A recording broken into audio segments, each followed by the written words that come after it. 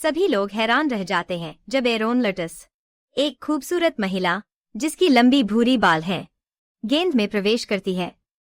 दुख की बात है कि यह किसी अच्छे कारण से नहीं है, बल्कि क्योंकि उसकी एक छवि है जो खलनायिका के रूप में जानी जाती है, जो कुलीन महिलाओं को परेशान करती है, और वही है जिसने दूसरे राजकुमार को सगाई के लिए मजबूर किया। हालांकि यह बिल्कुल सच नहीं है, क्योंकि एरोन ने गंभीर चुनौतियों का सामना किया है जब से वह छोटी थी, कठोर व्यवहार सहन करते हुए और ऐसे दर्दनाक शब्दों का सामना करते हुए जो उसे बेकार महसूस कराते थे।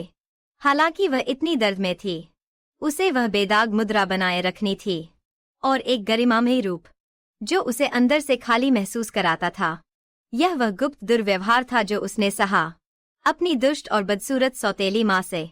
कुछ व्यक्तियों ने उसकी मदद करने की कोशिश की, लेकिन अंत में वह उन्हें बचा नहीं सकी, जिसमें दयालु दूसरे राजकुमार भी शामिल थे। लोग जल्दी से उसे दोष देने और उंगली उठाने लगे, और इससे उसने भी इसे मानना शुरू कर दिया, क्योंकि वह मानसिक रूप से संघर्ष कर रही थी। एक ढकी हुई व्यक्ति ने पास आकर उसकी जान ले ली। उसने जो अंतिम शब्द सुने वह उसकी सौतेली माँ का संदेश था, जो उसे आश्वस्त कर रही थी कि चिंता न करे, क्योंकि उसका परिवार जल्द ही उसके पास आ जाएगा। अपनी दूसरी जिंदगी में उसने खुद को आधुनिक दुनिया में पुनर्जन्म लेते हुए पाया, अपने पिछले जीवन की यादों के साथ एरोन लुथास के रूप में। फिर भी इस नए जीवन में भी वह प्यार पाने के लिए संघर्ष कर रही है। उसके माता पिता अक्सर उसे एक बोझ समझते हैं, इसलिए उसने उनके प्रति ज्यादा प्यार नहीं दिखाया। वैसे भी उसका तीसरा पुनर्जन्म थोड़ा अलग था। वह एक योद्धा परिवार में पुनर्जन्म ली और एक प्रतिभाशाली तलवारबाज के रूप में जानी जाती थी।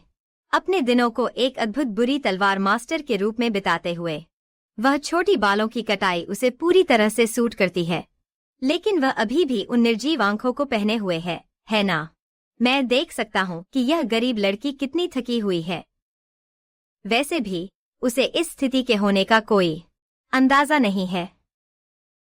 उसे बस इतना पता है कि जब वह मरती है तो वह पुनर्जन्म लेती है अपने पिछले जीवन की यादों के साथ। लेकिन उसकी चौथी जिंदगी में एक बड़ा मोड़ है।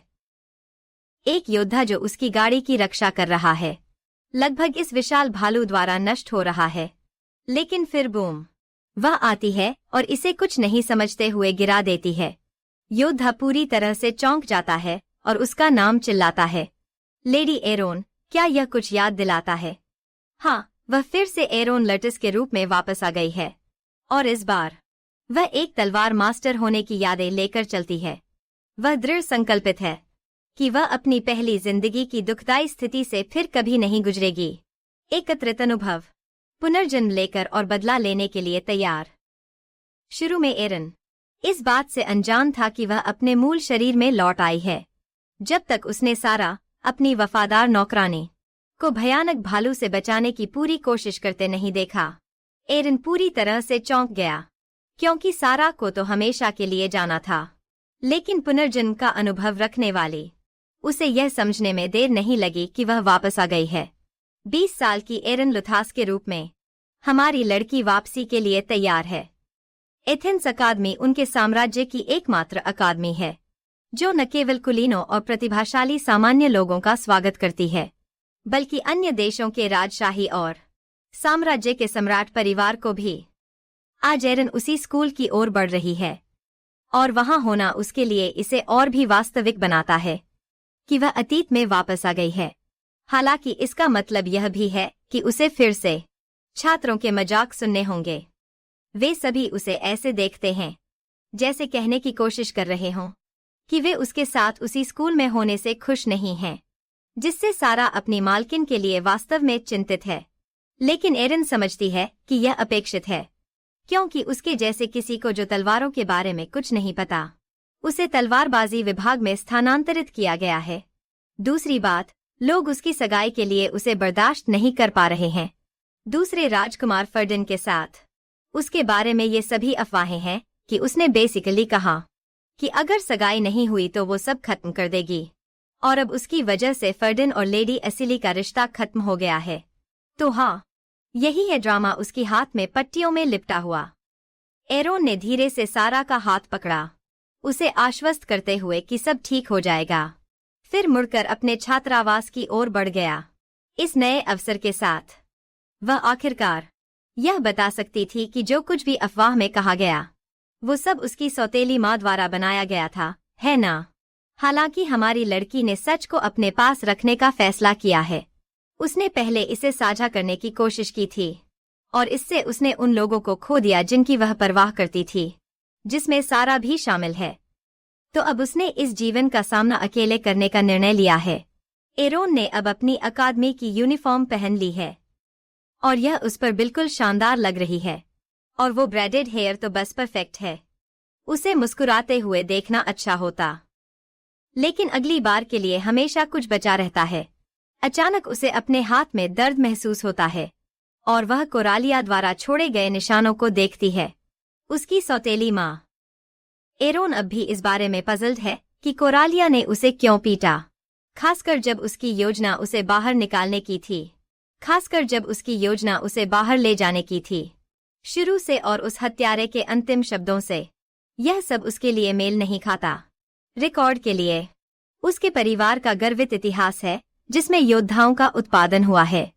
साम्राज्य के लिए और उसके पिता कभी भी एक तलवार के मास्टर नहीं रहे, लेकिन एक उच्च रैंक के योद्धा थे।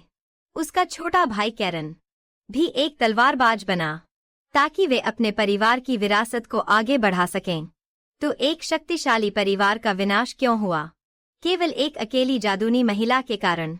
अब जब वह इसके बारे में सोचती है, कोई न कोई कोरालिया को ऐसा करने के लिए नियंत्रित कर रहा होगा, कोई शक्तिशाली मास्टरमाइंड। लेकिन क्यों इंतजार करना? तो उस गड़बड़ी के दौरान पापा कहाँ थे? एरोन के विचारों को दरवाजे पर दस्तक से बाधित किया जाता है और उसकी आश्चर्यचकित करने वाली बात यह है कि कैरन अंदर आता है और उस पर चिल्लाने लगता है। यह बिल्कुल उसी बहस की तरह है जो उसने पहले उसके साथ की थी, इसलिए वह बस उसके पास से गुजर जाती है। लेकिन वह उसका हाथ पकड़ लेता है और पूछता है कि उसने तलवारबाजी विभाग में क्यों स्विच किया, जिससे उसके छोटे भाई के लिए चीजें और भी जटिल हो गईं। बेहतर है कि वह अच्छा रहे, नहीं तो मैं वहां जाऊंगी और उसे थोड़ा थप्पड़ मार दूंगी। कैरन हमेशा एक योद्धा बनने का सपना देखता था, इसलिए एरोन को समझ में आता है कि तलवारबाजी विभाग में उसकी उपस्थिति उसे इतना परेशान क्यों करती है, क्योंकि यह निश्चित रूप से उसकी प्रतिष्ठा को प्रभावित कर सकता है। उसकी पिछली जिंदगी में कैरन ने उसकी निराशा व्यक्त की और अब उसे यह मजेदार लगता है कि चीजें कितनी बदल गई हैं जब वे कभी इतने करीब थे। बचपन में एरेन बड़बड़ाता है कि कैरन हमेशा उसका पीछा करती थी, जिससे वह थोड़ा उलझन में पड़ जाता है। वह उसे याद दिलाता है कि चाहे वह कितनी भी कोशिश करे, वह दूसरे राजकुमार से नहीं मिल पाएगी, क्योंकि वह उन्नत कक्षा में है, जबकि एरेन अभी भी शुरुआती कक्षा में है। वे आज तलवारबाजी की परीक्षा के लिए मिल सकते हैं, लेकिन बस इतना ही। तो कैरन उससे कहती है कि अतिरिक्त प्रयास न करे और बस अपने मूल विभाग में लौट जाए। यह वह क्षण है जब कैरन देखती है कि उसकी बहन का हाथ खून से लथपथ है, जिससे एरेन उसे धक्का देकर कहता है कि वह चली जाए, जो उसे स्पष्ट रूप से चौंका देता है। हम बेकार या केयरिंग, हम देखेंगे। अकादमी का तलवारबाजी विभाग को साम्राज्य की अंतिम रक्षा पंक्ति के रूप में भी जाना जाता है, जो कभी खत्म न होने वाले और लगातार बढ़ते दामों के खिलाफ है। उन्हें अग्रिम मोर्चे की रक्षा के लिए प्रशिक्षित किया जाएगा और उन्नत कक्षा को पहले से ही असली मिशनों पर भेजा गया है, जानवरों को वश में करने के लिए। सम्राट के आदेश पर अतीत में और कभी वापस नहीं आया, फिर भी वह यहाँ कक्षा में खिड़की के पास है। एरेन को अभी भी याद है कि वह कितना मीठा था जब वह एक भोज में उसके पास आया और उसे एक केक पेश किया। उसे अब जीवित देखकर उसके लिए कुछ भावनाएं जागृत हो रही हैं। इससे पहले कि एरेन कक्षा में प्रवेश करे, डेरेक टर्न, फर्डिन का दाहिना हाथ और अकादमी का छात्र, मार्क्विस लार्थस के निर्णय का विरोध करता है। लार्थस परिवार 5 परिवारों में से एक है जो मोर्चे की रक्षा करते हैं, और जबकि मार्क्विस कभी भी एक तलवार मास्टर नहीं बने, सभी उनकी लंबी सेवा के लिए उनका सम्मान करते हैं। दूसरी ओर डेरेक मार्क्विस को पसंद नहीं करता, क्योंकि वह अपनी स्थिति का उपयोग करके अपनी बेटी को तलवारबाजी विभाग में शामिल होने और दूसरे राजकुमार से सगाई करने के लिए मजबूर करता है। डेरिक ने सुना है कि मार्सिया और एस्कोरेलिया ने सम्राट से एरन को बचाने की भीख मांगी, जिसने उसकी जान लेने की योजना बनाई थी अगर वह फर्डिन से सगाई नहीं करती। इसलिए वह फर्डिन को सूचित करता है कि एरन उसे प्यार नहीं करता और केवल राजकुमार की मंगेतर का शीर्षक चाहता है। सम्राट हमेशा पहले राजकुमार को पसंद करते हैं, इसलिए डेरिक चाहता है कि फर्डिन मजबूत बने और इसके लिए उसे हासिल करना होगा। वह सुझाव देता है कि वह लेडी असिली से सगाई कर ले, क्योंकि वह साम्राज्य के सबसे मजबूत तलवार मास्टर की बेटी है। जब एरोन कमरे में प्रवेश करता है, डेरिक उसे घातक नजर से देखता है, लेकिन फर्डिनेंड खड़ा होता है और कहता है कि वह अफवाहों की बजाय जो वह देख सकता है उस पर भरोसा करना पसंद करता है। फिर वह हमारी लड़की के पास जाता है और मुस्कुराते हुए उसका अभिवादन करता है, क्योंकि यह उनका फिर से मिलने का पहला मौका है। उनकी सगाई के बाद ओह, तो वह एक प्यारा है, हरी झंडी जो दूसरों का अफवाहों के आधार पर न्याय नहीं करता। मुझे वह पहले से ही पसंद है। एरोन का दिल इस समय बहुत कॉन्फ्लिक्टेड महसूस कर रहा है, क्योंकि 3 जीवन जीने के बाद भी फर्डिनेंड वह एक व्यक्ति है जिसे वह भूल नहीं पा रही। अगर यह प्यार नहीं है तो और क्या है?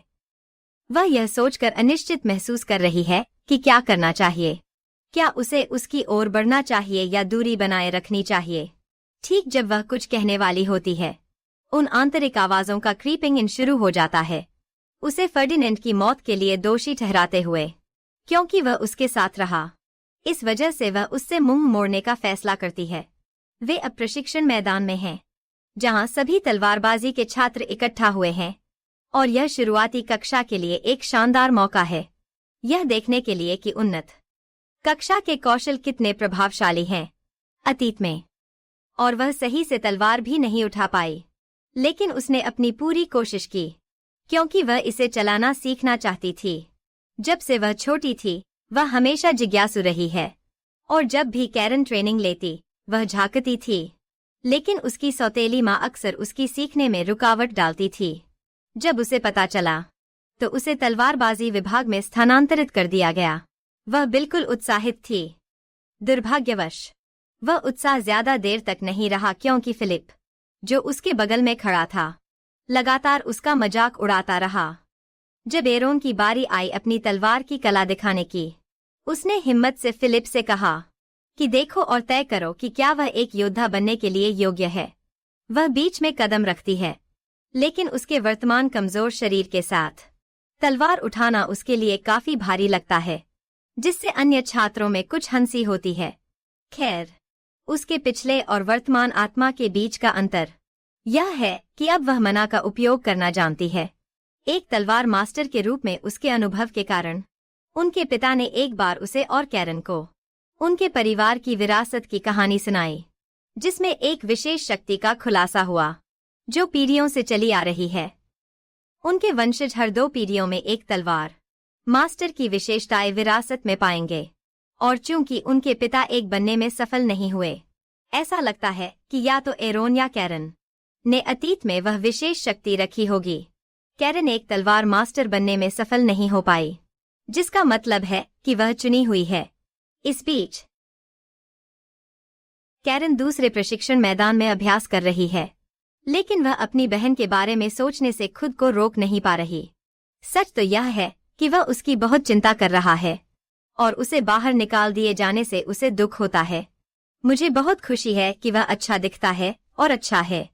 मैं सच में चाहता हूँ कि ये भाई बहन एक दूसरे से माफी मांग लें। हमारी लड़की की क्लास खत्म होने के बाद फिलिप उसके पास जाकर ईमानदारी से माफी मांगता है, जो उसे चौंकाता है क्योंकि सभी उन्हें देख रहे हैं। लेकिन वह उसे आश्वस्त करता है कि वह शर्मिंदा नहीं है। अपने सम्मान को दिखाने के लिए वह स्वीकार करता है कि उसने एक सच्चे योद्धा की तरह व्यवहार नहीं किया। वह बेवकूफ पूर्वाग्रहों में फंस गया, और अब वह देखता है कि उन अफवाहों की कितनी कम अहमियत है। वह उससे अपनी माफी स्वीकार करने की गुहार करता है और उसके साथ आगे बढ़ने की इच्छा व्यक्त करता है। यह उसके पिछले जीवन से बहुत अलग है। इसलिए एरोन मानता है कि वह शायद फर्डिनेंड की किस्मत भी बदल सकेगी। इसलिए वह फिलिप की माफी स्वीकार करने का निर्णय लेती है और जल्दी से वहां से चली जाती है।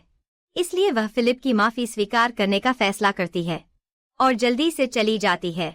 एरोन फर्डिन के पास जाती है, अपनी इच्छा व्यक्त करते हुए कि वह उससे निजी तौर पर बात करना चाहती है। हालांकि जब वह अपने कारणों को समझाने की कोशिश करती है तो वह हकलाती है और अपने विचारों को स्पष्ट करने में संघर्ष करती है। फर्डिन जल्दी से उसकी कठिनाई को नोटिस करता है और उसे आश्वस्त करता है कि वह उसे खुलने के लिए जितना समय चाहिए दे सकता है। इस बीच वह सुझाव देता है कि वह स्वास्थ्य केंद्र जाए, जबकि वह धीरे धीरे उसके हाथों पर पट्टी को समायोजित करता है। फर्डिन के कार्य उसे यह विश्वास दिलाते हैं कि फर्डिन सभी के प्रति दयालु है, जिसे वह सोचती है कि शायद यह उसके प्रति उसके विचारशील व्यवहार को समझाता है। हालांकि वह उससे सगाई के लिए दबाव में है। यह उसे आत्मविश्वास से उस राक्षस दमन के बारे में पूछने के लिए प्रेरित करता है जिसका नेतृत्व वह करेगा, और उसे आग्रह करती है कि उसके लिए कोई जोखिम न उठाए। इस बीच फर्डिन के कार्यालय में डेरिक सभी से पूछता है कि क्या उनके पास राक्षस दमन कार्यक्रम की सूची है। अकादमी नियमित रूप से इस कार्यक्रम का आयोजन करती है। आमतौर पर प्रत्येक कक्षा से शीर्ष 5 छात्रों का चयन करती है। तलवारबाजी और जादू विभाग के छात्रों को वरिष्ठ नाइट्स के साथ जोड़ा जाता है, जो वर्तमान में अग्रिम मोर्चे पर सेवा कर रहे हैं। डेरिक फिर सभी को सूचित करता है कि आने वाली अधीनता के लिए वह फर्डिन और कमरे में मौजूद सभी लोगों का चयन किया गया है, जिसमें कैरन ओमान एडवांस्ड तलवारबाजी विभाग से हेडोरो और एडवांस्ड जादू विभाग से लिलिया शामिल हैं। कैरन के विचार अभी भी इस पर केंद्रित हैं कि अन्य छात्रों ने उसे एरेन के बारे में क्या बताया, और वह इस विचार को नहीं हटा सकता कि उसकी बहन ने लेरिस शैली की तलवारबाजी का प्रदर्शन किया है, क्योंकि उसने इसे कभी नहीं सीखा। फिर ओमान सभी को चौंका देता है जब वह एरेन का नाम सूची में बताता है, जिससे कैरन बहस करता है कि उसकी बहन की भागीदारी का कोई मतलब नहीं है। वह डेरेक की ओर मुड़ता है और पूछता है उस दिन कक्षा में एरेन के प्रदर्शन के बारे में। कैरन के आश्चर्य के लिए डेरेक बताता है कि एरेन का प्रदर्शन बेदाग है। फिर भी कैरन अडिग रहता है कि एरेन को उनके साथ शामिल नहीं होने दिया जाएगा। लिलिया कैरन की प्रतिक्रिया पर हंसती है, यह बताते हुए कि उसके पास एक भाई था ऐसा, लेकिन वह उसे फिर कभी नहीं देख पाएगी अपनी बहन के कारण। एरेन नाटक बढ़ता है। कैरन लिलिया से आग्रह करता है कि वह चर्चा बंद करे, जिसे वह केवल एक अफवाह मानता है। इससे लिलिया व्यंग्यात्मक रूप से हंसती है, क्योंकि अगर यह सच में एक अफवाह है तो फिर हर कोई इसे सच के रूप में क्यों स्वीकार कर रहा है। उनके बीच एक भारी चुप्पी बना रहा। तनाव तब खत्म होता है जब फर्डिनेंड कमरे में प्रवेश करता है और चुपचाप बैठकर यह घोषणा करता है कि आरोन राक्षस दमन में भाग लेगा, जिससे सभी स्टैन चुप्पी में रह जाते हैं। इस बीच एरेन के कमरे में वह अपने अतीत और वर्तमान जीवन पर विचार करती है, यह पहचानते हुए कि राक्षस दमन में उसकी भूमिका अनिवार्य लगती है, क्योंकि यह एक साम्राज्य का आदेश है। मुझे लगता है कि सम्राट बुरा है। फर्डिनेंड ने पहले सम्राट के खिलाफ विरोध किया था, लेकिन अंततः उसे नजरअंदाज कर दिया गया। वह और दमन टीम के बाकी सदस्य चले गए। इस मिशन के दौरान कैरन ने एक हाथ खो दिया और फर्डिन ने अपनी पूर्व प्रेमिका प्रिंसेस असिली को खो दिया। फर्डिन ने प्रिंसेस असिली के मुकाबले उसे बचाने का चुनाव किया, जिससे ड्यूक असिली क्रोधित हो गए और अंततः उसकी स्थिति कमजोर हो गई। हालांकि इस जीवन में वह आश्वस्त है कि ऐसी स्थिति कभी नहीं होगी, इसलिए वह अपनी सहन शक्ति बढ़ाने का संकल्प करती है और 1 महीने तक मोनाकोर्स दमन टीम के जाने से पहले अचानक एक क्रोधित कैरन उसके कमरे में घुसता है। जब वह अपने खून से सने हाथ देखता है, उसका गुस्सा और बढ़ जाता है और वह लगातार उस पर चिल्लाने लगता है। जब वह शांत होता है तो वह गंभीरता से कहता है कि उसे उसके राक्षस दमन में शामिल होने के बारे में पता है, यह जोर देते हुए कि अगर वह जारी रखती है तो वह मर जाएगी। फिर एरेन समझाता है कि यह एक साम्राज्य का आदेश है जिसे फर्डिन भी रोक नहीं सकता। तो वह करेन की तरह जा रही है। तुरंत यह बताता है कि लिलिया एरन से प्रतिशोध ले रही है और वह ऐसे लोगों से घिरी होगी जो उसे पसंद नहीं करते। फिर भी इसके बावजूद वह जाने के अपने निर्णय में दृढ़ रहती है। 1 महीने बाद टीम जाने के लिए पूरी तरह तैयार है। जब एरन अपने घोड़े की तैयारी कर रही होती है तो उसे याद आता है कि लिलिया का भाई उसका सेवक हुआ करता था। दुख की बात है कि वह गुजर गया और उसका ठंडा शव घर भेज दिया गया, जिससे लिलिया इतनी क्रोधित हो गई कि उसने अपने भाई की प्रतिशोध के लिए जादू प्रशिक्षण में खुद को समर्पित कर दिया। निश्चित रूप से यह कदम नहीं है जो इसके पीछे है। रास्ते में डेरिक को यह सोचकर चिंता होती है कि उनका समूह कितना असामान्य है। पहले लूथर भाई बहन अपने मतभेदों के बावजूद करीब लगते हैं। दूसरे, लिलिया अपनी भयानक मुस्कान पहने हुए है। और अंत में लेडी असली गाड़ी में है जो मिशन के लिए उनके साथ शामिल हो रही है। डेरिक फिर से फर्डिन को धीरे से याद दिलाता है कि एरोन से सगाई करना उसे एक नुकसान में डाल सकता है। लेकिन जब फर्डिनेंड पूछता है कि क्या उसने कभी उस महिला को बवाल करते देखा, डेरिक को एहसास होता है कि उसने केवल अफवाहें सुनी हैं और खुद कभी इसे नहीं देखा। वे रात के लिए कैंपिंग कर रहे हैं और कैरन को यह जानकर आश्चर्य होता है कि उसकी बहन एक बेहतरीन रसोइया है।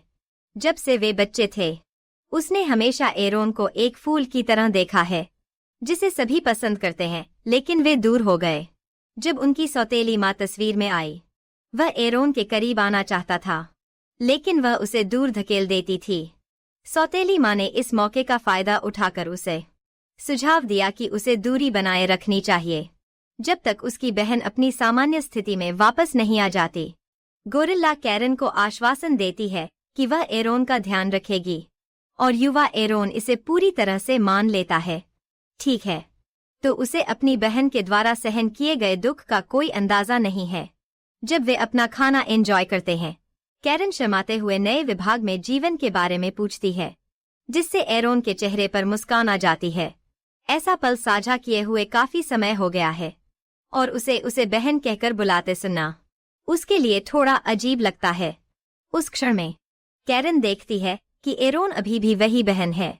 वह याद करता है, लेकिन उनकी छोटी सी मुलाकात बाधित हो जाती है जब ओमन आता है और एरोन के प्रति अपनी नापसंदगी व्यक्त करता है। हत्यारा लिलिया के सामने हंस रहा है। बेशक छोटा भाई अपनी बहन के लिए खड़ा होता है, जिससे अमोन और भी अधिक फ्रस्ट्रेट हो जाता है क्योंकि वह अपनी तलवार खींचने के लिए तैयार होता है, लेकिन तभी फर्डिन समय पर आकर उसे रोक देता है। आर्मिन को विश्वास नहीं होता कि फर्डिन भी एरिन का समर्थन कर रहा है, जो हमारी लड़की के लिए थोड़ी सिरदर्द की बात है क्योंकि सभी लोग यह होते हुए देख रहे हैं। इसे समाप्त करने के लिए वह इसके बजाय आर्मिन के साथ एक द्वंद्व करने का निर्णय लेती है, लेकिन लेडी असली आती है और लड़ाई को रोक देती है। यह प्यारी महिला जो एक देवदूत की तरह दिखती है, सभी द्वारा प्रिय है। वह इतनी पवित्र शक्ति से भरी हुई है कि कभी कभी उसे अस्वस्थ महसूस होता है। फिर भी वह कभी भी किसी भी दानव को पराजित करने से चूकती नहीं है। सभी चीजों में लेडी असली फर्डिन की पूर्व प्रेमिका और लेक्सिया साम्राज्य की संत इस मिशन में जल्दी ही अपनी मृत्यु को प्राप्त होगी। एरोन के आश्चर्य के लिए लेडी असली करीब आती हैं और उसे दिलचस्प पाती हैं। फिर एक मुस्कान के साथ घोषणा करती हैं कि उनका द्वंद्व ठीक रहेगा जब तक वह एकमात्र देखने वाली हैं। सभी हैरान हैं, लेकिन एरोन स्वीकार करता है और लेडी असली उसे और ओमन को जंगल की ओर ले जाती हैं। मुझे आश्चर्य है कि क्या असली एरोन से कुछ महसूस कर सकती हैं। द्वंद्व शुरू होता है और जबकि एरिन एक गुस्से में भरे ओमन का सामना कर रही है, वह याद करती है कि उसने उसे कैसे बचाया। फर्डिनेंड के आदेश पर उसके पिछले जीवन में ओमन की संवाद कौशल खराब है और वह आलसी है, जो उसे एक तलवार मास्टर बनने से रोकता है। लेकिन उसे यह समझ है कि नाइटहुड का क्या मतलब है, क्योंकि फेयरडैम के नष्ट होने के बाद भी वह अपनी आखिरी सांस तक उसका बचाव करता है। लगता है कि इस कहानी में सभी का अंत होता है। वह उसे कुछ भी देने की मोहताज है, लेकिन यह अतीत की बात है और हमारी लड़की का इस द्वंद्व को उसके लिए आसान बनाने का कोई इरादा नहीं है जब उनकी तलवारें टकराती हैं। आमोन चौंक जाता है कि उसे पीछे धकेला जा रहा है, और इससे पहले कि वह समझ पाता, एरन ने उसे साइड में लात मारी, जिससे वह उड़ता हुआ चला जाता है। उसके होंठ से खून बह रहा है और वह घुटनों के बल है, जबकि एरन चांदनी में ऊंची खड़ी है, अपनी बर्फीली नजर के साथ। वह कितनी कूल लग रही है। थोड़ी और पिटाई के बाद आर्मिन जमीन पर गिर जाता है, जिससे लेडी एसिली द्वंद्व खत्म करने की घोषणा करती है। अपनी थकावट के बावजूद आर्मिन जल्दी से पूछता है कि एरिन कैसे लड़ रही है, जबकि वह मुश्किल से तलवार को लंबे समय तक पकड़ सकती है, और वह बड़बड़ाता है कि वह तलवारों के बारे में कुछ नहीं समझती, या नाइटली सम्मान के बारे में। उसकी हैरानी के लिए एरिन दौड़ती हुई आती है, उसे एक दानव के हमले से पूरी तरह से बचा लिया, और बस वहीं पर उसे खत्म कर देती है। लेकिन एक पल में दानवों की एक भीड़ उन पर टूट पड़ती है, जिससे उन्हें भागना पड़ता है, जबकि लेडी सेसिली घुटनों के बल गिर जाती है और उसकी सांसें तेजी से चलने लगती हैं। एक बड़ा दानव लगभग सेसिली को खत्म कर देता है, लेकिन बेशक हमारी लड़की बॉस उसे एक महाकाव्य वार में गिरा देती है।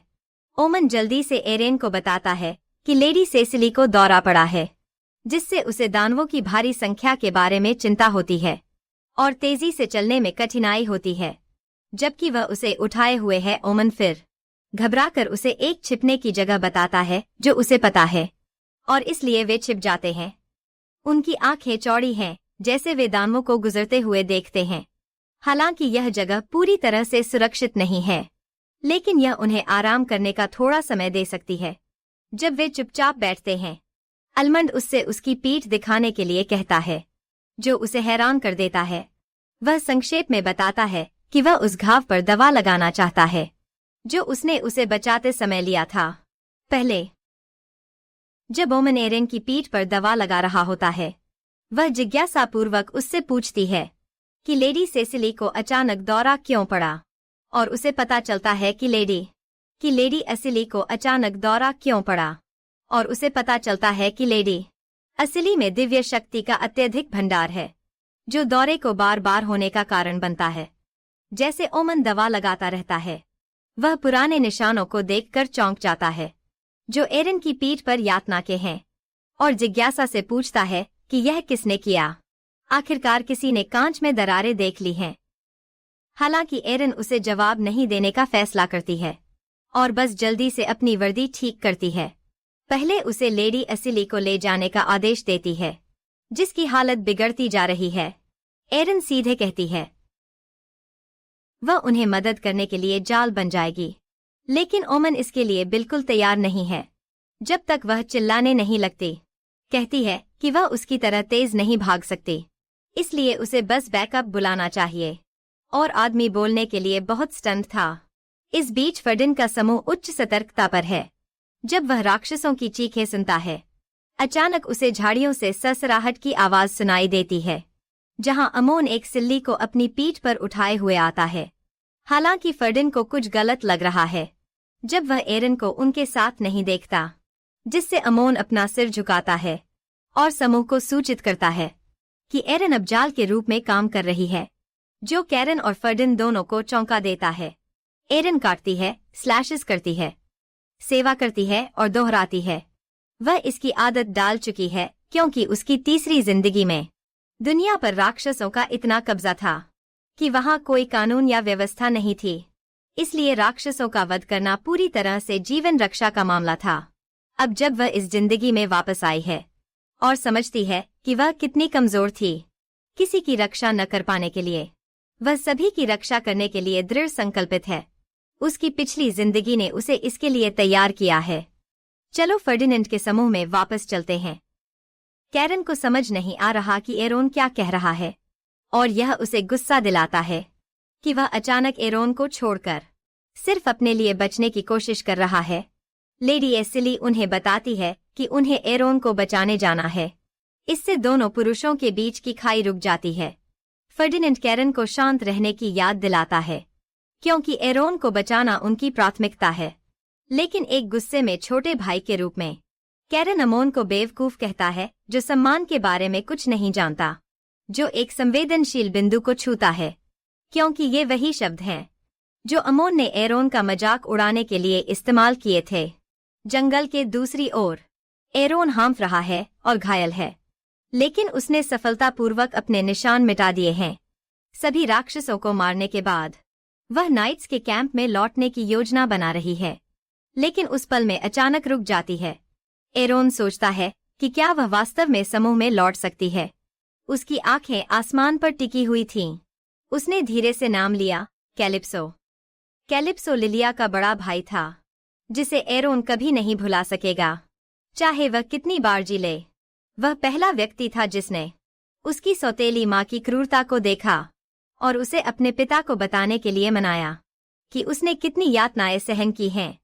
दूसरी ओर एरोन चिंतित है कि उसके पिता उसे एक बेकार बच्चे के रूप में देखेंगे, जैसा कि उसकी सौतेली माँ हमेशा करती थी। फिर भी कैलिप्सो उसे आश्वस्त करती है कि उसके पिता उसे प्यार करते हैं। यह प्यारा लड़का वही था जिसने उसमें और उसके एकमात्र दोस्त में साहस की एक चमक भरी। फिर एक दिन उसकी सौतेली माँ उसे काल कोठरी में ले गई और कैलिप्सो के निर्जीव शरीर को एक चेतावनी के रूप में दिखाया, जिसने निश्चित रूप से हमारी गरीब लड़की को मानसिक रूप से तोड़ दिया। वह शोक में डूबी और कैलिप्सो को सच बताने के लिए खुद को कोसने लगी। एक बच्चे के साथ ऐसा करना शुद्ध बुराई है। कैलिप्सो का शरीर घर भेजा गया और उसकी सौतेली माँ के झूठों से प्रेरित होकर एरोन को उसकी मौत का दोषी ठहराया गया। उस समय तक एरोन की प्रतिष्ठा पहले ही बर्बाद हो चुकी थी और कोई भी सच जानने की चाहत नहीं रखता था। बारिश में एरोन चाहती है कि वह और भी पीछे जा सके, समय में वापस जाकर कैलिप्सो को कुछ भी न बताने के लिए। मेरे भी यही विचार हैं। कैलिप्सो तो बहुत अच्छा लगता है। या क्या लेखक हमें दूसरे पुरुष लीड के दिल के दर्द से बचा रहा है। खैर, एरोन यह भी समझती है कि पिछले समय के विपरीत लेडी असिली इस बार जीवित रहती है, इसलिए वह मानती है कि भविष्य भी बदल सकता है। अचानक उसे कोई आता हुआ सुनाई देता है और उसकी आश्चर्य की बात यह है कि वह फर्डिनेंड को देखती है ठीक पहले कि वह जमीन पर गिर जाए। लार्थस एस्टेट में एक सेना है जो एक साधारण मार्क्विस के शासन के लिए बहुत बड़ी है, लेकिन यह वह शक्ति है जो मार्क्विस लार्थस ने मोर्चे की रक्षा के लिए हासिल की है, जिससे वह उनके साम्राज्य में एक मजबूत व्यक्ति बन गया है। हालांकि जब वह युद्ध में है, कोई और सभी शक्ति और धन का आनंद ले रहा है, और वह व्यक्ति है कोरालिया क्रुइलिया गोरिलिया या जो भी। उसे मार्क्विस से शादी किए हुए 10 साल हो गए हैं, और देखिए यहाँ क्या है। गोरिलिया ने यह छिपा रखा है कि वह काले जादू के साथ तलवार चला सकती है। सच तो यह है कि मार्क्विस से शादी करने से पहले उसे सम्राट द्वारा बुलाया गया था, क्योंकि वह एक शक्तिशाली योद्धा है।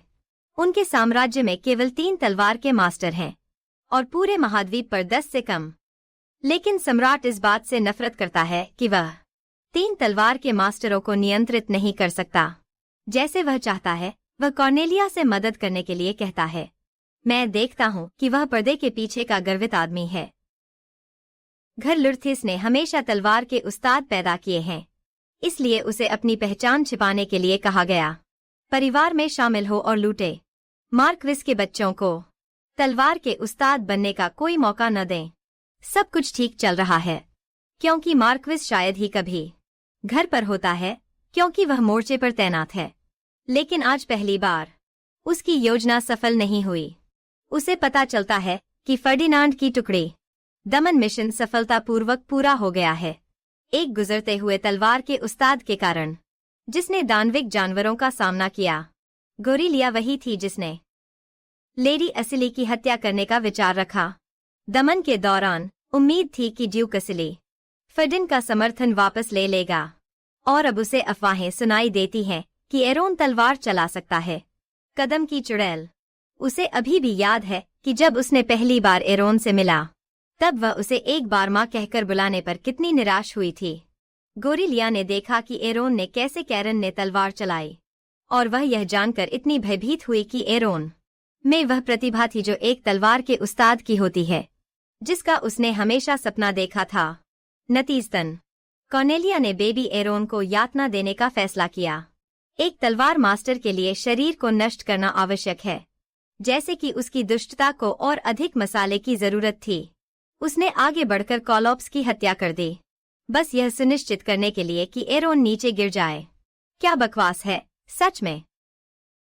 वह एक बच्चे से जलने के लिए कितनी दयनीय है। तो अब यह असुरक्षित जादूगर रेमन का आदेश देती है अपनी छोटी अनुचरी को अकादमी भेजने के लिए और एरेन की कलाई काटने के लिए, जबकि इसे एक दुर्घटना की तरह दिखाना है। अब हमारी लड़की की ओर लौटते हैं। जब वह अपने कमरे में जागती है तो उसे थोड़ी उलझन होती है और जल्दी से चिंता करने लगती है कि चूंकि उसके कपड़े बदल दिए गए हैं, जिसने भी किया उसे उसकी चोटें देखनी पड़ी होंगी। कैरन एरोन पर चिल्ला रहा है, कुछ पागल करतब करने की कोशिश करने के लिए, लेकिन हमारी लड़की यहाँ राहत महसूस कर रही है, क्योंकि कैरन की प्रतिक्रिया को देखकर शायद वही नहीं था जिसने उसके कपड़े बदले जो उसे इतनी खुशी देता है, वह जानकर कि उसने कैरन के भाग्य को सफलतापूर्वक बदल दिया। एक हाथ खोने का, जिससे उसकी मुस्कान इतनी गर्म हो जाती है कि यह उसके छोटे भाई की आंखों में आंसू ला देती है। फिर वह बातचीत बदलता है, उसे बताता है कि अकादमी ने सर रोमन के अकादमी में प्रवेश को मंजूरी दे दी है, जो उसे उसका गार्ड बनाता है, जिससे एरेन बहुत असहज महसूस करता है। गैंग अब फर्डिनेंड के कार्यालय में है और डेरिक ने देखा है कि फर्डिनेंड बदल गया है, क्योंकि भले ही वह बहुत व्यस्त है, वह हर दिन एरेन से मिलता है। उसकी वाइब भी अजीब है, जैसे वह पहले बेदाग दिखता था, लेकिन अब उसकी आंखों में एक खाली नजर है, जो डेरिक को उसके दिमाग में चल रहे विचारों के बारे में बहुत जिज्ञासु बना रही है। खैर, फर्डिनेंड जंगल में एरेन ने जो कहा उसे सोचने से नहीं रोक पा रहा। तो ठीक उस समय जब वह बेहोश होने वाली थी, उसने उसे कहा कि अच्छा मत बनो और बस उसे बाकी सब की तरह नफरत करो, जिससे वह पूरी तरह से सवाल कर रहा है, क्या वह वास्तव में उससे नफरत करती है? अब लिलिया कमरे में खामोशी भरती है, जबकि उन्हें एक बैठक करनी है, जिससे फर्डिनेंड अपने विचारों से बाहर निकलता है और सोचता है कि लेडी एसिली अभी तक क्यों नहीं आई। यह सुनकर आलमंड बताता है कि वह लेडी एरन से मिलने गई है और सब लोग पूरी तरह से चौंक गए हैं, क्योंकि वह वास्तव में उसे कुछ सामान दिखा रहा है। अब लिलिया भी फर्डिन की राहत को नोटिस करती है जब उसे पता चलता है कि एरन जाग गई है, जिससे वह उन्हें याद दिलाती है कि यह कितना अजीब है कि एक तलवार मास्टर अचानक उत्तरी जंगल में प्रकट हुआ और सभी मध्य स्तर के राक्षसों का वध कर दिया। सबसे ऊपर फर्डिन का पूर्व ससुर ड्यूक एसिली के बारे में कहा जाता है कि वह उनके अकादमी में एक अतिथि प्रशिक्षक के रूप में उपस्थित होंगे। आरोन के कमरे के अंदर एक देवदूत व्यक्तिगत रूप से आरोन का धन्यवाद करने के लिए आती है, जिससे हमारी लड़की सोचने लगती है कि एक बेवकूफी कितनी अजीब तरह से बोझिल होती है। आरोन के आश्चर्य के लिए एक बेवकूफ उसके पास बैठ जाती है और बताती है कि उसने उसके घावों को ठीक किया है और उसके कपड़े बदल दिए हैं। एक बेवकूफ ने उसकी सभी चोटों को देखा है, लेकिन वह वादा करती है कि उसने किसी से कुछ नहीं कहा है। तब से आरोन को लगता है कि वह अपनी स्थिति को एक रहस्य रखना पसंद करती है।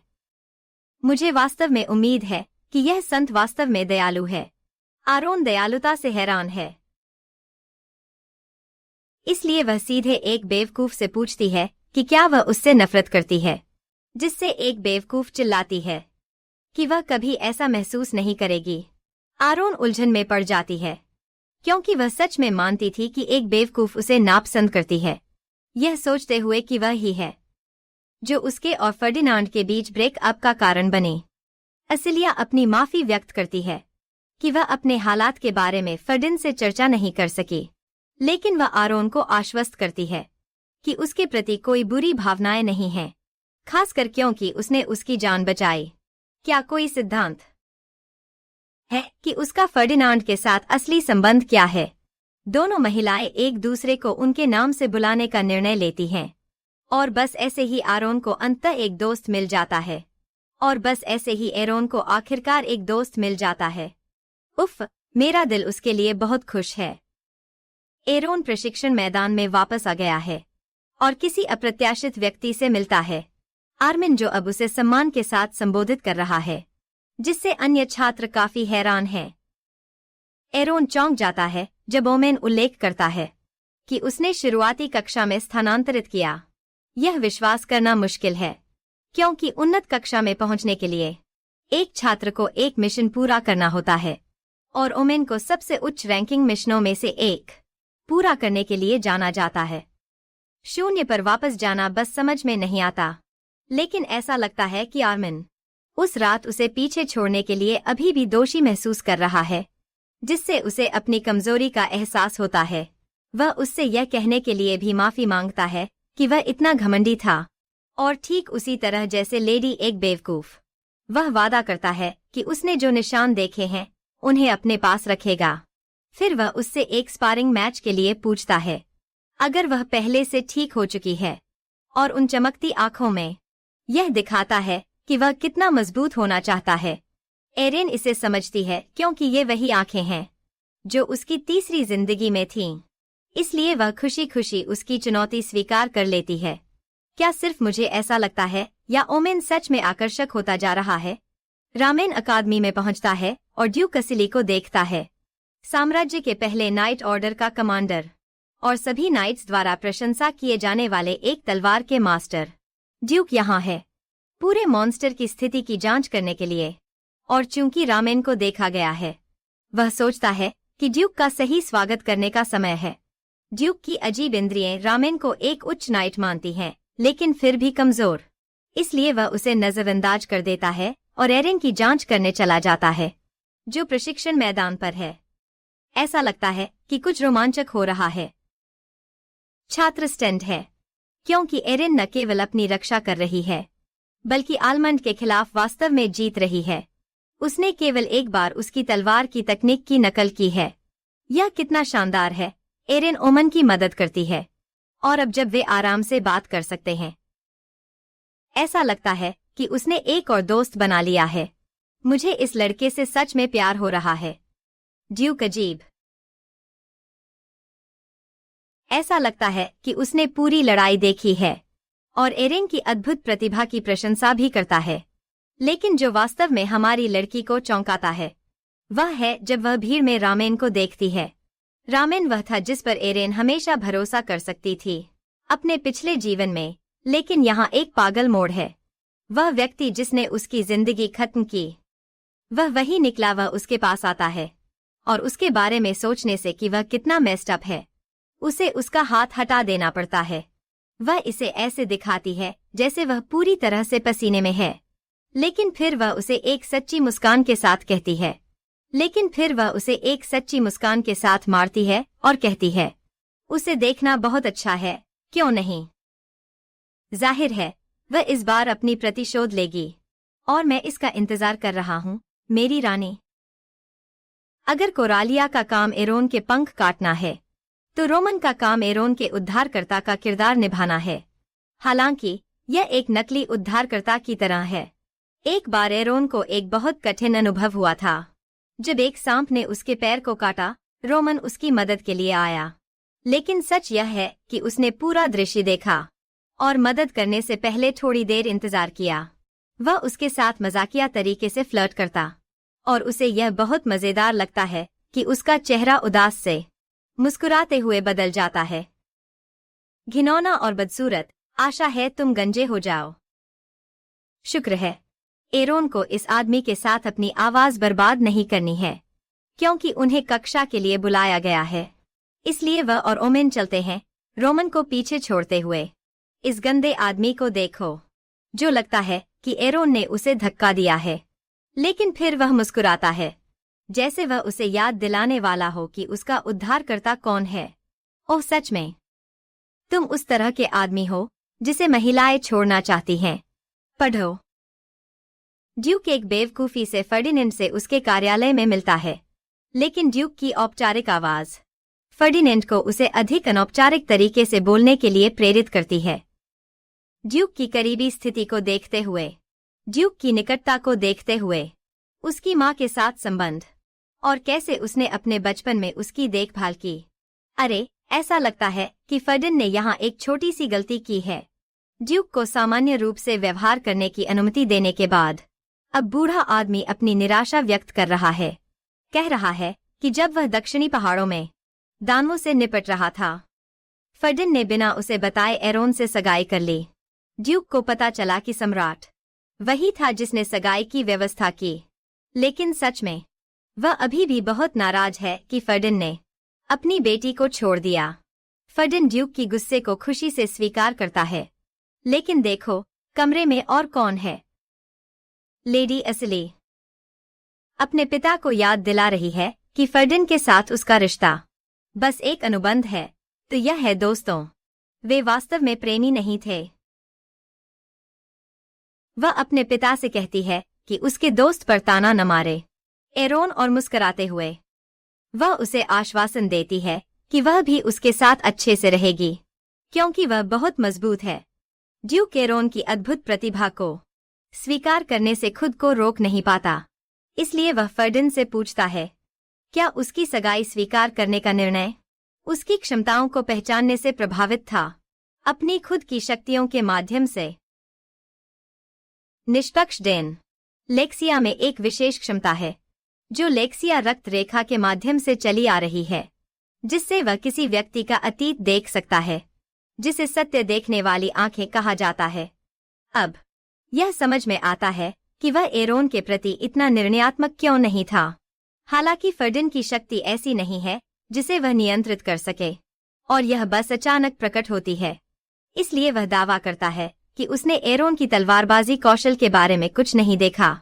ड्यूक तुरंत समझ जाता है कि फर्डिन ने कुछ अलग देखा होगा, लेकिन राजकुमार साझा करने से इनकार कर रहा है। बूढ़ा आदमी आगे बढ़ने का फैसला नहीं करता, फिर भी वह उसे धीरे से याद दिलाता है कि सम्राट हमेशा उसे नीचे लाने के लिए अवसर की तलाश में है। ड्यूक एसिली एक समर्पित तलवार मास्टर है, जिसने साम्राज्य के परिवार के मामलों से बाहर रहने की शपथ ली है। जब समय आएगा तो वह फर्डिनंद की मदद करने में असमर्थ होगा। वह जानता है कि सम्राट ने फर्डिनंद को साम्राज्य की तथाकथित खलनायिका से सगाई करने की अनुमति दी है, इसलिए अगर एरोन कोई गलती करता है तो वह फर्डिनंद को उसकी महिला को नियंत्रित न करने के लिए दोषी ठहरा सकता है। सच में हम सम्राट को बमुश्किल जानते हैं, लेकिन उसके बाद मैं उससे पूरी तरह से थक चुका हूँ। ड्यूक जानना चाहता है कि क्या सच में हम सम्राट को मुश्किल से ही जानते हैं, लेकिन उसके बाद मैं उससे पूरी तरह से थक चुकी हूँ। ड्यूक जानना चाहता है कि क्या वास्तव में दमन के दौरान गिर गया, क्योंकि यह काफी असामान्य है। एक साधारण योद्धा के लिए एक राक्षसों की भीड़ को हराना। वह फर्डिन से पूछता है कि क्या वास्तव में एक तलवार के मास्टर का हाथ था। हालांकि फर्डिन ड्यूक को जवाब नहीं दे सकता, क्योंकि वे स्थिति का आकलन करने में असमर्थ थे। जब वे पहुंचे तब सब कुछ पहले से ही बर्बाद हो चुका था। फिर भी वह खुद को इस संभावना के बारे में जिज्ञासु पाता है कि यह रहस्यमय व्यक्ति दमन टीम का हिस्सा हो सकता है। ड्यूक एक बेवकूफ यह पता लगाने के लिए उत्साहित है कि कौन अपने शक्ति को छुपा रहा है, क्योंकि उसे एक योग्य प्रतिद्वंद्वी का सामना किए हुए काफी समय हो गया है। आज रात वह विशेष रूप से फर्डिन के प्रति आभारी है, अपनी बेटी को बचाने के लिए। प्रिंस मुस्कुराता है और धीरे से प्रशंसा को अस्वीकार करता है, यह मानते हुए कि यह ओमन और एरोन हैं जो वास्तव में इसके हकदार हैं। फर्डिन एक उपपत्नी के पुत्र हैं, लेकिन उनके पास एक गर्म और दयालु आभा है। अगर आप अकादमी में किसी से पूछें तो वे आपको बताएंगे कि कोई और प्रिंस के शीर्षक का अधिक हकदार नहीं है जितना वह है कुछ महीने पहले। फर्डिन और लेडी एसिली जो बचपन से करीब रहे हैं, खुशी से उन्होंने अपनी रोमांटिक रिश्ते को सबके सामने दिखाया, जिससे बहुत ध्यान आकर्षित हुआ। लेकिन जैसे ही वे अकेले होते हैं, वे जल्दी से एक दूसरे से दूर हो जाते हैं। जो अभी हुआ है उससे बहुत नफरत महसूस करते हैं, और वे तो झगड़ने भी लगते हैं। हाँ, वे सच में दुश्मनों की तरह व्यवहार करते हैं, प्रेमियों की तरह नहीं, लगभग जैसे वे भाई बहन हों। इस फर्जी रिश्ते के अनुबंध को बनाने का कारण शक्ति संघर्ष और थोड़ी व्यक्तिगत दुश्मनी है। यह स्पष्ट है कि सम्राट को पहले राजकुमार के प्रति विशेष स्नेह है, क्योंकि वह आधिकारिक साम्राज्य का बच्चा है। फर्डिन, जो साम्राज्य के कुलीनों से जुड़ा नहीं है, खुद को असहाय महसूस करता है। जब तक लेडी असिली का चित्र में आना नहीं हुआ, अपनी संत की शक्तियों के साथ उसने सम्राट के बारे में कुछ महसूस किया होगा, जिसने उसके प्रति उसकी नाराजगी को जन्म दिया। चूंकि फर्डिन को अपनी स्थिति सुरक्षित करने के लिए एक संबंध की आवश्यकता है, लेडी असिली, जो फर्डिन की क्षमता पर विश्वास करती है, सम्राट की तानाशाही का मुकाबला करने के लिए अनुबंध में प्रवेश करने का निर्णय लिया। हालांकि यह कहना आसान था, करना नहीं, क्योंकि प्रेमियों की तरह दिखावा करना वास्तव में लेडी को थका देता है, जिससे फर्डिन को उसे आश्वस्त करना पड़ता है कि वह बस अनुबंध को रद्द कर सकता है, जिससे फर्डिनेंड उसे आश्वस्त करता है कि वह बस अनुबंध रद्द कर सकता है। अगर उसे पसंद है तो वे ऐसा नहीं कर सकते, क्योंकि फर्डिनेंड इस शक्ति संघर्ष में निश्चित रूप से जीवित नहीं बचेगा। लेकिन हमारा लड़का यहाँ चिंतित है कि वह उसे खतरे में डाल सकता है उसके साथ शामिल होकर। लेडी असिली ने उसे गंभीरता से देखा और कहा कि उसने यह अनुबंध किया न कि उसकी जान बचाने के लिए, बल्कि क्योंकि एक संतोषी के रूप में वह जानती है कि वह उनके साम्राज्य के लिए सबसे अच्छा कर रही है। तो रुको, फेरिडिन अतीत देख सकता है, जबकि संतोषी भविष्य देख सकती है। उस समय वे फेरिडिन के मजबूर रिश्ते से एरोन लिर्थस के साथ जूझ रहे थे। सगाई की बातों के कारण सम्राट ने आदेश दिया नहीं, फेरिडिन को एरोन से मिलने के लिए भोज में शामिल होने के लिए मजबूर किया। उसे जाने के अलावा कोई विकल्प नहीं था। यही वह समय था जब फर्डिनेंड ने पहली बार एरिन का सामना किया, और जैसे ही हमारी गरीब लड़की भोज हॉल में कदम रखी, नोबल्स अपने आप को उसके बारे में बकबक करने से रोक नहीं सके कि वह एक विलेनस है जिसने दूसरे राजकुमार को उससे सगाई करने के लिए मजबूर किया। एरोन ने दूर जाकर कोने की ओर बढ़ा, जिसने फर्डिन की जिज्ञासा को आकर्षित किया, और जैसा कि वह एक दयालु बच्चा है, उसने उसे एक केक देने का निर्णय लिया। जैसे ही एरोन बात करने वाला था, फर्डिन की शक्ति अचानक सक्रिय हो गई। उसे एरोन के अतीत की एक झलक दिखाते हुए उसने देखा कि एक युवा एरोन अकेले ही रो रही थी, और इससे उसे अपने अतीत की यादें ताजा हो गईं। इसके बाद फर्डिनेंड अपने ध्यान से वापस आया, लेकिन दुख की बात है कि उसे बहुत तेज सिरदर्द हो रहा था अपने शक्ति के दुष्प्रभावों के कारण। इससे आसपास के सभी लोगों ने सोचा कि एरिन ने उसे कुछ भयानक कहा होगा। एक दुष्ट महिला जिसे खराब व्यक्तित्व का कहा जाता था, यही उसे बुलाते थे, और यह एरिन को परेशान करने लगा। उसने खुद को वहां से बाहर करने का फैसला किया, लेकिन जब फर्डिनेंड ने उसकी आंसू भरी आंखें देखीं, तो उसे अपने देखे हुए अतीत की याद आ गई। उसने उसका हाथ पकड़ा और अपनी आवाज ऊंची की ताकि उसे धन्यवाद दे सके कि उसने उसकी चिंता की। वह चक्कर खा रहा था जिससे हमारी लड़की चौंकी, जब तक उसने समझा कि वह जानबूझकर ऊंची आवाज में बोल रहा था ताकि जिज्ञासु दर्शक समझ सकें। न केवल यह, बल्कि फर्डिनेंड ने एरोन को केक दिया और मुस्कुराते हुए कहा कि वह अपना भोजन का आनंद ले, जिससे वह उसे धन्यवाद देने के लिए मजबूर हुई। वे दोनों कितने सुंदर हैं। फर्डिनेंड अकादमी के डॉम में वापस आया, पार्टी से थका हुआ, लेकिन उसके विचार अभी भी एरिन पर थे। वह साम्राज्य की जादूगरनी के रूप में जानी जाती थी, लेकिन उसने कभी उसे कोई परेशानी करते नहीं देखा। यहाँ तक कि आज के भोज में भी वह चुपचाप कोने में रही और जल्दी चली गई। यह आदमी ही एकमात्र समझदार है। तुम्हें मेरा वोट मिला। फिर वह अपनी खिड़की की सीट पर बैठ गया, और जब उसने बाहर देखा तो वह यह देखकर बहुत चौंका कि एरोन एक पेड़ के नीचे थी, अपनी गोद में एक बिल्ली के साथ गा रही थी। सभी का मानना है कि फर्डिन दूसरे राजकुमार में सबसे अच्छा है, फिर भी उसका अपना पिता उसे अपनी माँ के समान होने के लिए नफरत करता था और उसे बेकार का आधा नस्ल का ठहराया। फर्डिन का माँ पवित्र साम्राज्य की संत है, लेकिन इस गंदे पिता ने इसे कुचल दिया, उस पर शासन किया और अपनी माँ को अपनी दासी बना लिया।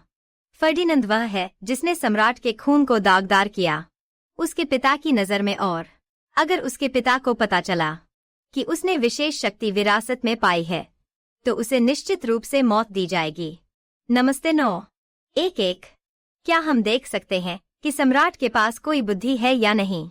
एक वैज्ञानिक को छीन लिया और फिर बच्चे के अस्तित्व पर तंज कसता है। सच में उसकी स्थिति के कारण फर्डिनेंड के पास दूसरों के बारे में सोचने का समय नहीं है, लेकिन वह एक तथाकथित विलेनस के बारे में जिज्ञासु हो गया, जिसे उसने उस रात एक बिल्ली को गर्मजोशी से मुस्कुराते हुए देखा। अगले दिन कक्षा में फर्डिनेंड ने महसूस किया कि वह आवारा बिल्ली वही थी, वह दुबला बिल्ली जिसे उसने पहले देखा था, लेकिन अब वह स्वस्थ लग रही थी, जिसका मतलब है कि एरोन ने इसका ख्याल रखा होगा। वैसे भी फर्डिनेंड के संभावित नाइट ऑर्डर के सदस्य डेरिक, कैरन अमोन और लिलिया लेडी असिली के साथ उसके अनुबंध के बारे में नहीं जानते या उसके पारिवारिक मामलों की विशेषताओं के बारे में, लेकिन वे सभी जानते हैं कि उसे सम्राट से दुर्व्यवहार का सामना करना पड़ा। डेरिक उसके पास चिंतित चेहरे के साथ आया और पूछा कि क्या भोज में कुछ गलत हुआ, क्योंकि वहां बुरा एरोन था। फर्डिनेंड ने उसे याद दिलाने का मौका लिया कि हमेशा अफवाहों पर भरोसा नहीं करना चाहिए। हालांकि डेरिक ने उसके शब्दों को नजरअंदाज कर दिया, यह कहते हुए कि कोई अच्छा व्यक्ति 10 सालों से इतनी बुरी अफवाहों से घिरा नहीं हो सकता। उसे लगता है कि एरोन में कुछ गड़बड़ है, लेकिन वह चौंक गया जब फर्डिनेंड ने अभी भी अफवाहों पर विश्वास नहीं किया। आज फर्डिनेंड ने एरोन को 8वीं बार देखा, खुशी खुशी अपने छात्रावास के पीछे। फर्डिनेंड का छात्रावास पुरानी इमारत में है, इसलिए छात्र यहाँ शायद ही आते हैं, जिसका मतलब है लोगों से टकराने की संभावना कम है। शायद यही वजह है कि एरोन ने इसे खाने के स्थान के रूप में चुना। माफ करना प्रिय, लेकिन तुम्हारे सोचने के विपरीत और तुम्हारे छोटे राज के बारे में जानता था। हमारे आकर्षक राजकुमार। फर्डिन का जीवन नफरत किए गए दूसरे राजकुमार के रूप में सफोकेटिंग था, लेकिन हर रात अपनी खिड़की पर एरिन का इंतजार करना और उसकी मुस्कान देखना इसे थोड़ा सहनीय बना देता है। ये दोनों सच में जीवन में सारी खुशियां पाने के हकदार हैं। एक रात फर्डिन गर्जने की आवाज से जागा और तुरंत बिल्ली का ख्याल आया। जब उसने अपनी खिड़की से बाहर देखा तो उसने एरिन को घुटनों के बल देखा, इसलिए वह जल्दी से बाहर भागा।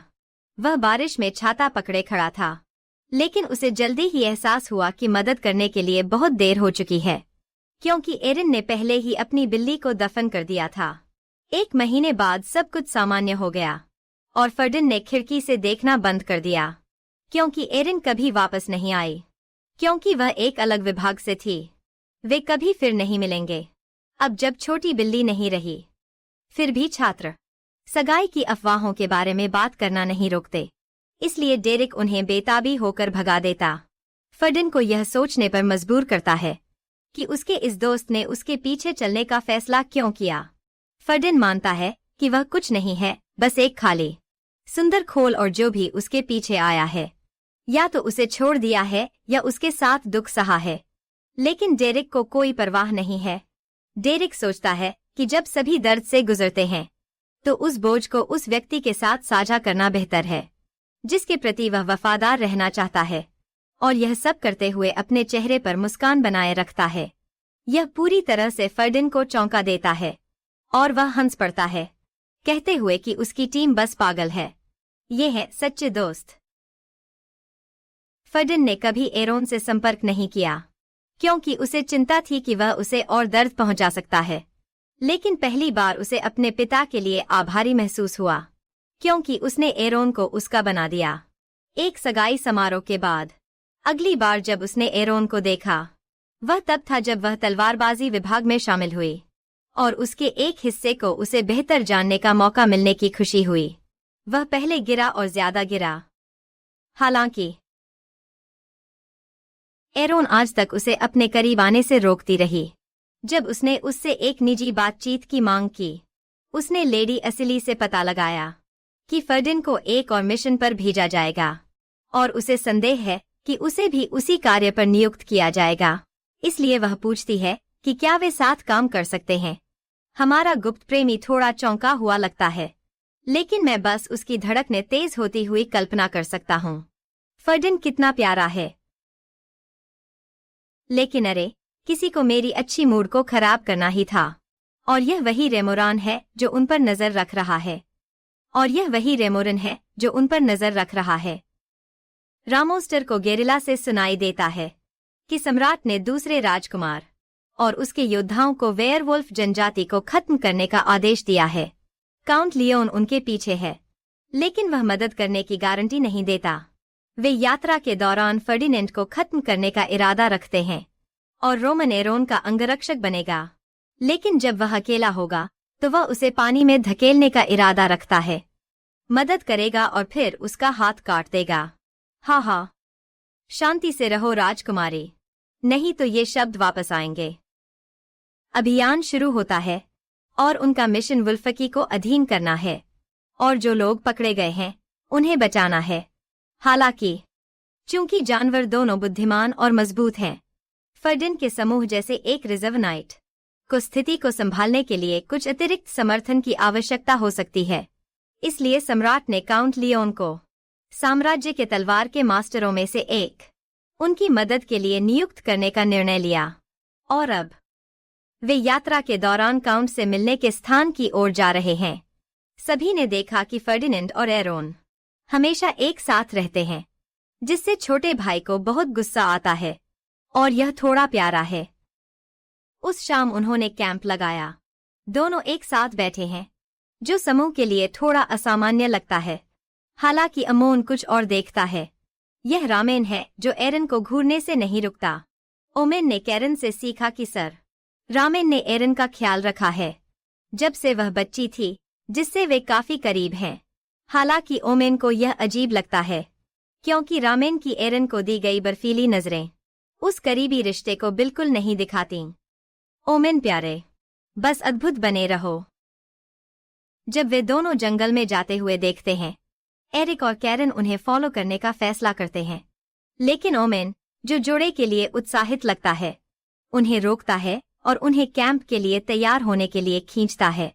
दोनों एक जगह पहुंचते हैं जहां खूबसूरत जुगनू जंगल को रोशन कर रहे हैं, और जैसे ही फर्डिनेंड दृश्य का आनंद लेता है, एरन उन शब्दों को कहने के लिए तैयार होती है जो उसने अपनी पिछले जीवन में कहने की हिम्मत नहीं की थी। वह चुप्पी तोड़ती है और उसे बताती है कि वह उनकी सगाई को रद्द कर देगी, जो उसे चौंका देता है और वह पूछता है क्यों। वह मानती है कि उसे सगाई पसंद नहीं है और कहती है कि वह भी इसे नहीं चाहती, तो रिश्ते को जारी रखने का कोई मतलब नहीं है।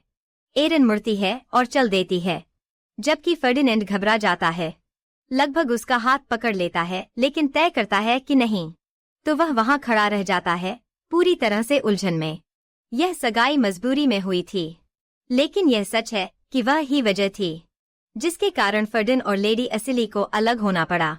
हालांकि उनमें से किसी को भी उसके प्रति कोई द्वेष नहीं है, चाहे उसकी पहली जिंदगी में हो या इसमें। इसलिए अपनी कृतज्ञता दिखाने के लिए एरन यह तय करता है कि वह फेयरडेन को उसके साथ नहीं गिरने देगा। रामेन उनकी बातें सुन रहा है, लेकिन पल भर में एरन गायब हो जाता है, इसलिए फर्डिन भी बाहर जाने का फैसला करता है। हालांकि एक ठंडी आभा रामेन को चौंका देती है और वह अपनी तलवार निकाल लेता है। बेहद डरा हुआ दिखता है। वह देखता है कि एरन उन तीव्र हत्या की आंखों के साथ है और उससे पूछता है कि वह क्यों छिप रहा है। दोनों एक तालाब के पास चुपचाप चलते हैं, एरन आगे बढ़ते हुए। रामोरन उस असामान्य आभा से पजल्ड महसूस करता है। वह कुछ ऐसा महसूस करता है जो उसने पहले कभी अनुभव नहीं किया। यह केवल हत्या की भावना से अधिक था। ऐसा लग रहा था जैसे वह सीधे नरक के दरवाजों में देख रहा हो। वे रुकते हैं जब एरन गंभीर चेहरे के साथ उससे फिर से पूछता है कि वह क्यों उसकी और फर्डिन की जासूसी कर रहा है। यह सुनकर रामोन उसे बताता है कि वह बस उसकी चिंता में उसका पीछा कर रहा था। फिर वह उसे वह घिनौना मुस्कान देता है, उसे जेंटली याद दिलाते हुए कि जबकि फर्डिन को एक अच्छे आदमी के रूप में जाना जाता है, किसी ऐसे व्यक्ति के साथ सतर्क रहना समझदारी है जिसे वह नहीं जानती। खैर, यह वही आदमी है जिसे एरन ने इतना भरोसा और सम्मान दिया, जब तक उसने यह नहीं खोजा कि यह सब एक झूठ था। चाहे उसने कितनी भी जिंदगियां जी हों, वह बस उस मुस्कुराते हुए चेहरे की याद को नहीं भुला सकी जब उसने उसे छुरा घोंपा।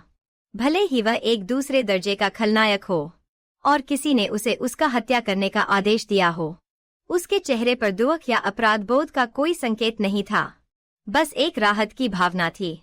एरन बस यह समझ नहीं पा रही है कि वह इतना निर्दयी क्यों हो सकता है, जब उसने हमेशा उसके साथ दयालुता से पेश आया।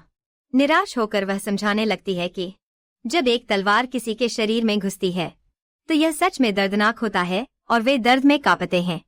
सब खत्म होने से पहले रोमन पीछे हटता है, पूरी तरह से खोया हुआ, और कैंप वापस जाने का विचार छोड़ देता है।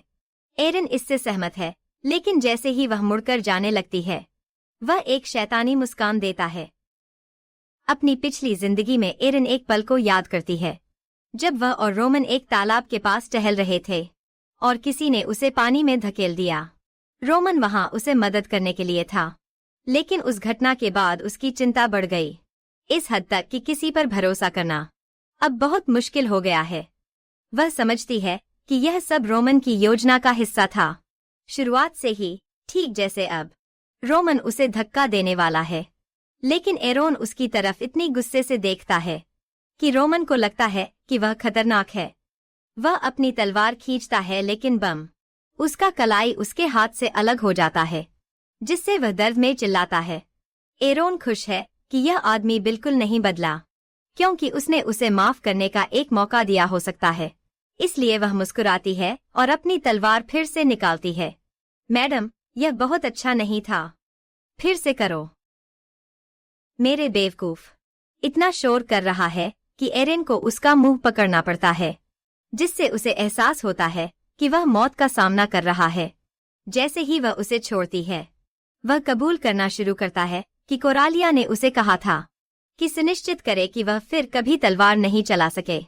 फिर वह एक दुखी अभिनय करता है, सोचते हुए कि वह उस पर भरोसा करेगी, यह जानते हुए कि एरोन उसे जाने नहीं दे सकती, क्योंकि उसने हमेशा प्यार की इच्छा की है। वह मानता है कि थोड़ी सी भी स्नेह उसे जीत लेगी, लेकिन सर मैनिपुलाबन यह हमारी लड़की पर कभी काम नहीं करेगा। और वह घोषणा करती है कि यह उसकी कहानी का अंत है। वह कांपने और रोने लगता है, जैसे वह उससे अपनी जान छोड़ने की भीख मांगता है, और यहाँ तक कि उसे नरक की धमकी देता है, जिससे वह बड़बड़ाती है कि उसने भी पहले उससे भीख मांगी थी। उस दिन जब रोमन ने एरिन की हत्या की, उसने उसके पैरों से लिपटकर अपनी जान बचाने की भीख मांगी, लेकिन उसने कभी नहीं सुनी। इसलिए वह बस उसके द्वारा किए गए काम का बदला ले रही है। वह अपनी तलवार से उसके दिल को छेद देती है और एक जंगली रानी की तरह उसे इंतजार करने के लिए कहती है, क्योंकि जब उसकी प्रतिशोध पूरी हो जाएगी तो वे शायद नरक में फिर मिलेंगे। यह अब तक की सबसे ठंडी लाइन है। इस बीच फर्डिनेंड सांस फूलते हुए कैंप में लौट आया, सबको सूचित करते हुए कि एरिन चली गई है। दूसरा राजकुमार निराश हो जाता है जब वह कहता है कि उसने पूरे क्षेत्र की खोज की है, लेकिन उसे नहीं पाया। इसलिए उन्हें फिर से खोज शुरू करने के लिए सभी को जगाना होगा। लेकिन उसकी आश्चर्य की बात है कि एरिन अपने टेंट से बाहर आती है। वह बताती है कि वह उनकी बातचीत के बाद सीधे कैंप में लौट आई, और जब वह उसका हाथ पकड़ने के लिए तैयार होता है तो वह तुरंत उसे हटा देती है, यह इंसिस्टिंग करते हुए कि उसे उसकी चिंता नहीं करनी चाहिए। भले ही अतीत में फर्डिनेंड हमेशा उसकी चिंता करता रहा है और कभी नहीं माना कि उसने कैलिप्सो को मारा, क्योंकि वह ऐसी व्यक्ति नहीं है। वह उसके प्रति धैर्यवान था, उसे आश्वस्त करते हुए कि अगर वह उसे कुछ बताने के लिए तैयार है तो वह उसकी मदद करेगा। लेकिन इस जीवन में चीजें बदल गई हैं। रोमन के अंतिम शब्द यह कहते हुए कि एरिन को कभी प्यार नहीं किया जाएगा, क्योंकि वह अब एक हत्यारी है। उसे परेशान मत करो। और वह एरिन के उसे नफरत करने से ठीक है। वह कचरा फेंकती है। रामेन के ठंडे शरीर को एक चट्टान से नीचे फेंक देती है, यह घोषणा करते हुए कि अगर उसकी तलवार उसे एक विलेन बना देती है तो ऐसा ही सही है। आखिरकार वह नफरत की आदी है, और अगर कोई रात में फर्डिनेंड को नुकसान पहुंचाने की कोशिश करता है तो वह खुद एक दानव बनने के लिए तैयार है। ओह मेरे भगवान, मेरी रानी के लिए धीमी तालियां। अगले दिन जब वे अपनी यात्रा जारी रखने की तैयारी कर रहे हैं, कैरन एरिन के पास जाती है और पूछती है कि क्या उसने रोमन को देखा है। हमारी निर्दोष दिखने वाली लड़की बस कहती है उसने उसे नहीं देखा, जो कैरन को चिंतित करता है, क्योंकि रोमन का तंबू खाली है और उसकी घोड़ी गायब हो गई है। खैर, एरिन ने सब कुछ तैयार किया और घोड़ी को भेज दिया। ताकि सभी को विश्वास हो जाए कि रोमन लुर्थिस एस्टेट लौट गया है। फर्डिनेंड विश्वास नहीं कर सकता कि वह बिना उसकी अनुमति के चला गया, इसलिए वह सवाल पूछने लगता है जब तक ओमान मेरा दोस्त एरन का समर्थन करता है और कहता है कि उन्हें बस छोड़ देना चाहिए। ओमन उन्हें आश्वस्त करता है कि क्योंकि रामेन एक उच्च रैंक का योद्धा है और क्षेत्र में कुछ ही दानव हैं, निचले स्तर के जानवर भी नहीं, वह जहां भी जाए सुरक्षित रहेगा। ओमेन को लगता है कि रामेन उनके साथ नहीं होना चाहिए क्योंकि उसे उससे हमेशा बुरा वाइब मिलता है और वह लेरस परिवार पर भरोसा नहीं करता। एरेन की बुरी तरह से घायल पीठ देखने के बाद आर्मिन को शक है कि एरोन के परिवार में से किसी ने उसे ऐसा किया, कैरन को छोड़कर, जो न तो सक्षम है और न ही उसकी बहन को चोट पहुंचाने के लिए क्रूर है। उनके पास काउंट लियोन से मिलने की भी समय सीमा है, इसलिए फर्डिनेंड तय करता है कि उन्हें चलने की तैयारी करनी चाहिए। एरोन को राहत महसूस होती है कि उन्होंने रोमन के ठिकाने के बारे में और गहराई से नहीं पूछा, और जब वह अपना बैग तैयार कर रही होती है तो वह चौंक जाती है जब फर्डिनेंड अचानक उसका बैग उससे छीन लेता है। वह पूछता है कि क्या वह आज भी उसके बगल में बैठ सकती है, लेकिन एरोन ऐसा लग रहा है जैसे वह डेरिक के साथ जगह बदलने की योजना बना रही है। इसलिए मेरा लड़का यहाँ अपना तरीका बदलने का फैसला करता है और कहता है कि वह चाहता है कि वह उसके बगल में बैठे। यह एक इच्छा है, सवाल नहीं। क्या हम और भी साहसी होते जा रहे हैं, प्रिंस? वह उसे यह भी याद दिलाता है कि वह वही थी जिसने उसे यात्रा के दौरान अपने पास रहने के लिए कहा था, इसलिए वह मना नहीं कर सकता। पूरे सफर के दौरान इसलिए वह मना नहीं कर सकता। अब जब वे सुरक्षित क्षेत्र से बाहर निकलते हैं तो उन्हें राक्षसों का सामना करना पड़ता है, और जैसे ही वे भेड़िए के क्षेत्र के करीब पहुंचते हैं उन्हें महसूस होता है कि चारों ओर लोग कम हैं। स्थिति को और बढ़ाते हुए बारिश लगातार शुरू हो जाती है, लेकिन सौभाग्य से उन्हें एक सराय मिलती है जहां वे आराम कर सकते हैं, क्योंकि सबसे अच्छे प्रशिक्षित योद्धाओं को भी आराम की जरूरत होती है। आप जानते हैं, सभी एक दावत का आनंद ले रहे हैं और एरेन हवा में थकावट महसूस कर सकती है, जो अच्छा नहीं है क्योंकि उन्हें कल पहाड़ों की ओर जाना है और अपने घोड़ों को पीछे छोड़ना है। उसने अपने पिछले जीवन में इस मिशन में भाग नहीं लिया था, इसलिए उसे यह नहीं पता कि क्या उम्मीद करनी है। उसे बस इतना पता है कि सभी काफी बुरी तरह लौटे थे, घायल हम।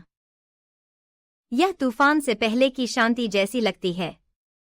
फर्डिनेंड, कैरन और डेरिक के साथ घोड़ों का ध्यान रखने के बाद जब वे तवन में प्रवेश करते हैं, फर्डिनेंड थोड़ा असहज महसूस करता है, यह देखकर कि एरोन ओमान के साथ कितना खुश है। कोई जलन महसूस कर रहा है। फिर भी नेता के रूप में वह अपने भावनाओं को इस समय के लिए अलग रखने का निर्णय लेता है और सुनिश्चित करता है कि सभी सुरक्षित लौटें। जब वे सभी खाने के लिए इकट्ठा होते हैं, उसे एहसास होता है कि लिलिया गायब है। ऐसा लगता है कि वह अकेली है, एक जादुई चक्र का उपयोग करते हुए और एक सोने का सिक्का पकड़े हुए। यह संदिग्ध है। उस दिन एक चादर में लिपटी एक नौकरानी कैलिप्सो का शव लिलिया के देखने के लिए वापस लाई। नौकरानी ने लिलिया के लिए एरोन का संदेश साझा किया, जिसमें कहा गया कि सोने के सिक्कों का थैला अंतिम संस्कार के लिए था। लिलिया को एरोन से नफरत थी और टैवर्न के अंदर उसे मुस्कुराते हुए देखना उसे बीमार कर देता है, लेकिन ऐसा लगता है कि एक चादर में लिपटा व्यक्ति लिलिया से मिलता है और उसे अपनी प्रतिशोध लेने के तरीके पर कुछ सलाह देता है। मैं पूरी तरह समझता हूं कि वह गुस्से में है, लेकिन क्या अब वास्तव में यह समय है? तुम यहाँ अपनी ही चीज कर रहे हो, लेकिन बस जान लो कि इसका असर तुमसे जुड़े सभी पर पड़ेगा। एक सप्ताह बाद वे मिलने के स्थान पर पहुंचे और अंधेरा होने तक इंतजार करने का फैसला किया, लेकिन काउंट लियोन कभी नहीं आया। काउंट हमेशा समय पर होता है और वह सम्राट के आदेशों के खिलाफ नहीं जाएगा, इसलिए डेरिक और फर्डिनेंड को यकीन है कि कुछ गड़बड़ है। माफ करना लड़कों, लेकिन आदेश तुम्हारी मदद करने का नहीं था। फर्डिनेंड सोचता है कि उन्हें वापस जाना चाहिए क्योंकि वे अकेले वुल्फ की जनजातियों का सामना नहीं कर सकते, लेकिन डेरिक महसूस करता है कि उन्हें कम से कम यह दिखाने का प्रयास करना चाहिए कि उन्होंने कोशिश की। खासकर क्योंकि एक नाइट शायद जासूस हो सकता है। फर्डिनेंड जानता है कि दाव ऊंचे हैं और अगर वे बिना कुछ लिए वापस आते हैं तो सम्राट केवल उसे सजा नहीं देगा बल्कि उसके सभी अधीनस्थों को भी। इसलिए वह क्षेत्र की खोज करने का निर्णय लेता है, लेकिन उसके लिए डेरिक की एक शर्त है। उसके बाद वे 4-4 की टीमों में बंट जाते हैं भेड़ियों के क्षेत्र का पता लगाने के लिए। लेकिन जब सभी वापस आए वे सभी काफी गंभीर रूप से घायल थे। अमोन और लिलिया भी अपहरण कर लिए गए जब वे भेड़ियों को रोकने की कोशिश कर रहे थे ताकि बाकी लोग भाग सकें। नाइट्स पूरी तरह से घबरा गए हैं और सच में वे तो मधुमक्खियों से भी नहीं निपट सकते, तो उनके लिए बंधकों को बचाने का कोई मौका नहीं है। हालांकि एक बात निश्चित है, एरोन अब उन्हें बचा सकती है। उसे बस यह समझना है कि फर्डिनेंड को साथ लाना सुरक्षित कदम है या नहीं। अचानक उसे एक तेज झटका महसूस होता है और वह जल्दी से फर्डिनेंड को धक्का देती है। ठीक उसी समय एक भाला उनके पास से गुजरता है। वे सभी हैरान हैं और फिर समझते हैं कि खरगोश जैसे दिखने वाले भेड़िए यहाँ हैं। थोड़े डरावने हैं, लेकिन हमारे पास एरोन है, तो चलो इस पार्टी की शुरुआत करें।